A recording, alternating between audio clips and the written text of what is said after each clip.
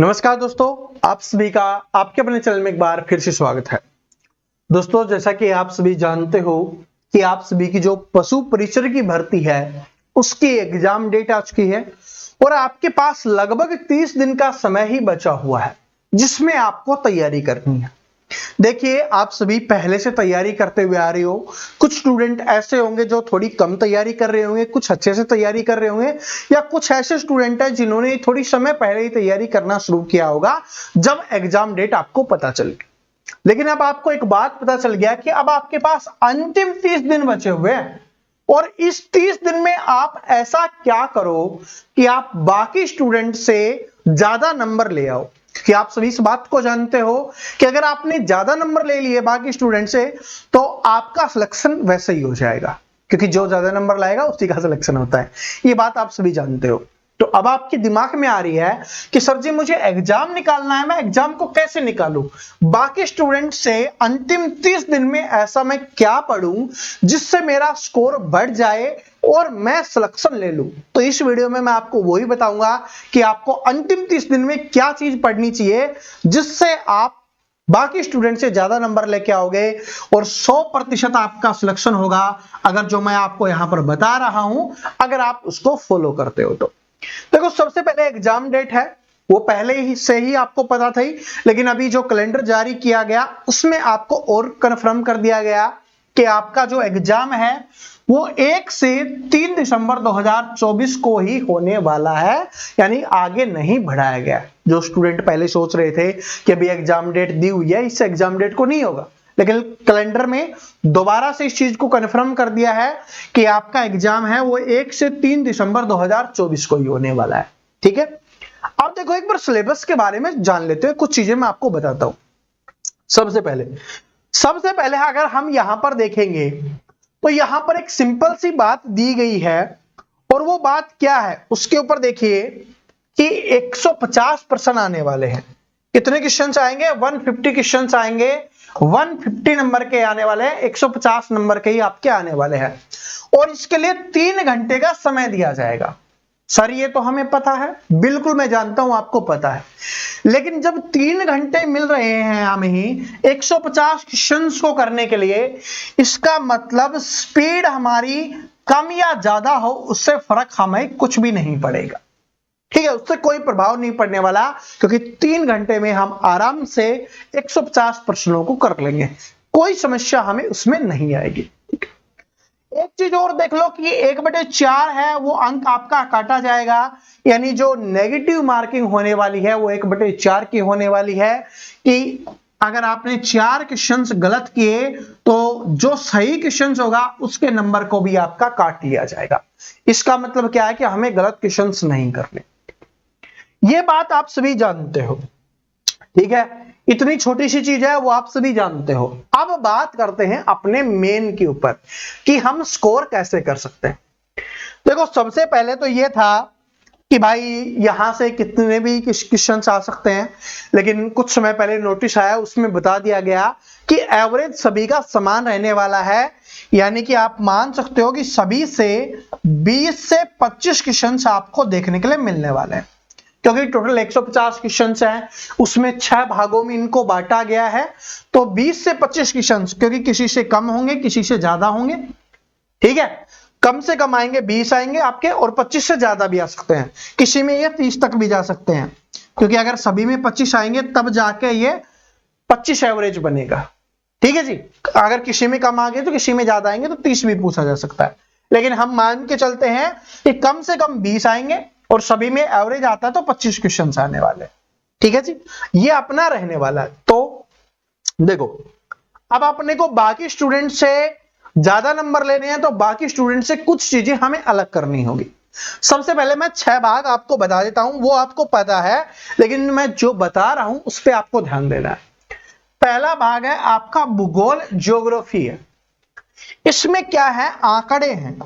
इसमें क्या है? आंकड़े हैं, संख्याएं हैं, इनको आपको याद करना ही होगा, याद करना ही होगा, और याद नहीं हो रही तो आपको इसको रटना ही होगा। ठीक है, आप सोचते हो मैं ट्रिक से कर लूंगा, ये कर लूंगा, भाई आंकड़े हैं ना, वो ट्रिक से याद करोगे, कभी भी आप भूल सकते हो, ट्रिक कभी भी आपकी फेल हो सकती है, आपके दिमाग में ना आए। इन सभी आंकड़ों को आपको याद ही करना होगा। जैसे मैं यहां पर जनसंख्या की बात करूं तो आपको याद ही करना होगा कितनी महिला प्रतिशत है, कितनी पुरुष प्रतिशत है, कौन से में ज्यादा है, कौन से में कम है, ये सारी चीजें आपको याद ही करनी होगी। ठीक है, तो इसमें ऐसा कुछ नहीं है कि आपको कुछ स्पेशल बताया जाए। और ये सभी स्टूडेंट पढ़ रहे हैं भूगोल को, तो आपको भी इसको पढ़ना पड़ेगा। ऐसा नहीं कि सभी पढ़ रहे हैं तो आप इसको छोड़ दो। ठीक है, उसके बाद जिस चीज को आप फेवरेट है आपकी, जिसको आप पढ़ते हुए आ रहे हो हमेशा से, जब से राजस्थान एग्जाम्स की तैयारी करना आपने शुरू किया है तब से आप इसको पढ़ते हुए आ रहे हो, और वो है आपका राजस्थान का इतिहास, कला और संस्कृति। और इसमें आप इतने माहिर बन चुके हो कि ये आपको याद हो गई है। तो बस इसका आपको क्या करना है, डेली इसका टेस्ट लगाओ, जिसको आप प्रैक्टिस सेट बोल सकते हो। आप इसकी डेली प्रैक्टिस करो, जिसमें आपके क्वेश्चंस हो ना, बस उनको पढ़ते रहो।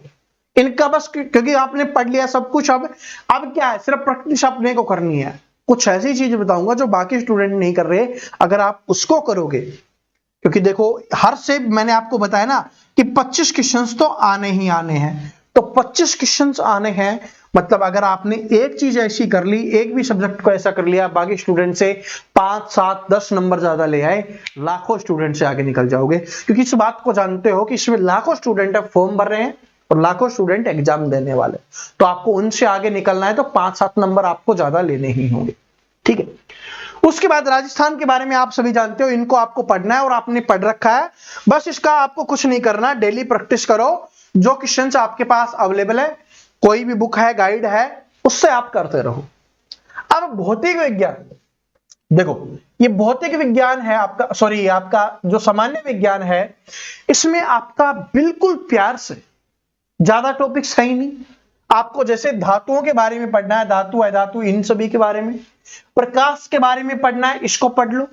ठीक है, ये जो दिया गया अपने को इनको पढ़ना है, तो ज्यादा हमें इसमें पढ़ना नहीं है। आराम से लगभग 10-15 टॉपिक्स हैं, आप डेली एक एक टॉपिक पढ़ो, आराम से इसको पढ़ लोगे और एक बार रिवीजन आपका हो जाएगा। ठीक है जी, ये बात समझ गए? ठीक है, इसको जितना पढ़ोगे उतना आपके लिए कम रहने वाला है, इस बात को भी समझ लेना। आप सोचोगे कि इसमें मैं सारे क्वेश्चंस कर लूंगा, ऐसा पॉसिबल नहीं है, क्योंकि इसमें सारे पढ़ते रहो, कितना भी पढ़ते रहो, कुछ ना कुछ कमी जरूर निकल जाएगी। ठीक है, और कुछ ना कुछ क्वेश्चंस गलत होंगे, तो इसका मतलब ये सोच के चलो कि इसका जितना ज्यादा प्रैक्टिस करोगे उतना ही आपके लिए इंपॉर्टेंट रहने वाला है। अब मैं मेन मुद्दे के ऊपर आता हूं, जो आपको सबसे अलग करेगा, और वो है आपका मैथ। देखो पशु परिचर के जितने स्टूडेंट ने फॉर्म भरा है ना, उनमें से 50% स्टूडेंट पता है मैथ को कमजोर समझ रहे हैं। ये समझ रहे हैं कि मैथ कुछ भी नहीं है। वैसे तो मैथ कुछ भी नहीं है, क्यों? क्योंकि इसमें बहुत कम अपने को टॉपिक्स पढ़ने हैं, बिल्कुल ही इजी चीज है मैथ। जिसको भी हार्ड लगती है ना, नहीं लगनी चाहिए, क्योंकि आपके पशु परिचर में बिल्कुल ही इजी मैथ आने वाली है, तो बहुत आसान है। कौन कौन से चैप्टर हैं? एक तो देखो आपका एलसीएम एचसीएफ हो गया, उसके बाद आपका औसत का हो गया, आपका लाभ हानि हो गया, आपका प्रतिशत हो गया, आपका साधारण ब्याज हो गया, आपका चक्रवृद्धि ब्याज हो गया, आपका अनुपात समानुपात हो गया। ये तो आपके लगभग 7 से 8 टॉपिक दिए गए हैं, और साथ में इत्यादि लगाया गया है। इंग्लिश में यहां पर ईटीसी लगाया गया है। इसका मतलब क्या होता है कि ये जो टॉपिक्स दिए गए हैं, यहां से मैक्सिमम क्वेश्चंस हम पूछेंगे, लेकिन इसके अलावा भी मैथ के टॉपिक्स हैं, उनसे हम पूछ सकते हैं। जैसे आपका नंबर सिस्टम या संख्या पद्धति होता है, वहां से भी आपके क्वेश्चंस आ सकते हैं, संख्या पद्धति से भी आपके क्वेश्चंस आ सकते हैं। जो आपका चैप्टर होता है काम और समय वाला, वहां से भी आपके एग्जाम्स में क्वेश्चंस पूछे जा सकते हैं। ठीक है जी, तो इसका मतलब है कि ये टॉपिक्स तो आएंगे ही, इससे एक्स्ट्रा टॉपिक भी आएंगे। सबसे पहली चीज तो क्या है, कुछ टॉपिक्स हमें एक्स्ट्रा पढ़ने हैं। जैसे ये मैंने 2 टॉपिक्स बताई है ना, इनसे आपको एग्जाम्स में क्वेश्चंस देखने के लिए मिलेगा।